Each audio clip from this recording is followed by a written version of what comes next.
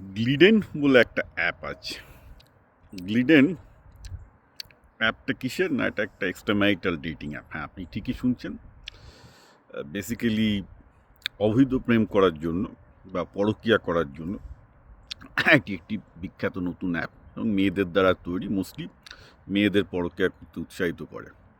কেন গ্লিডেনের কথা হচ্ছে? কারণ দেখা যাচ্ছে গ্লিডেনের সবচেয়ে বেশি ইউজার সাবস্ক্রাইবার বেস যে সিটির মধ্যে টপ, সেটা হচ্ছে ব্যাঙ্গালোর, পুনে, হায়দ্রাবাদ, যে কোনো আইটি সিটি পিছিয়ে নেই।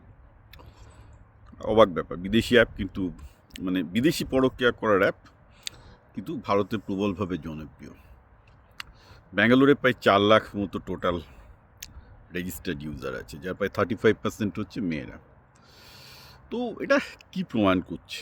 এটাই প্রমাণ করছে যে বেসিক্যালি ভারতে ফ্যামিলি ব্যাপারটা, যে লোকে চাকরি করুক, ব্যবসা করুক, একটা চিরকাল একটা ছিল যে এই যে কঠোর পরিশ্রমটা করছে, যার ফলে সে একটা বিয়ে টিয়ে করে একটা সংসার করতে পারবে অ্যান্ড ফ্যামিলি ফাউন্ডেশনটা তৈরি করতে পারে, যাতে ভবিষ্যতে সে একটা রেসপন্সিবল সিটিজেন, বংশধারা দিয়ে যেতে চায়।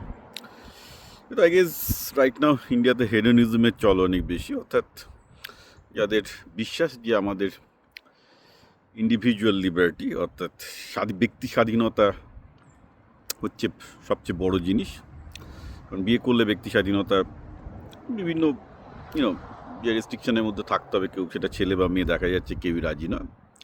It is very much the view of the western culture. যদিও আমেরিকাতে কিন্তু একটা জিনিস খেয়াল রাখতে হবে, আমেরিকাতে প্রচুর কনজারভেটিভ, অর্থাৎ রক্ষণশীল আছে, আবার প্রচুর এই ধরনের ইন্ডিভিজুয়াল লিবার্টিতে বিশ্বাস করে এরকম লোকজনও আছে। যেটা দেখা যাচ্ছে যে ভারতের একটা প্রচণ্ড রকমের জেনারেশনাল শিফট হয়ে গেছে, এবং এটা খুব চিন্তার ব্যাপার এই জন্যে যে এরকম চলতে থাকলে অবভিয়াসলি ভারতের যেটা লিটারেট এবং এলিট ক্লাসের মধ্যে পপুলেশন ডিক্লাইন সাংঘাতিক পরিমাণে হবে।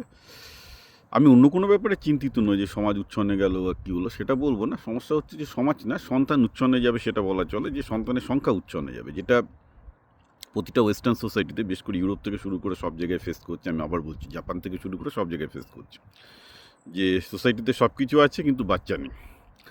অ্যান্ড এটার জন্য প্রতিটা দেশই ভুগছে, ভারতও ভুগবে, ভোগার পর হয়তো লোকের সম্বিত ফিরবে, কিন্তু এখন ইটস গেটিং টু লেট।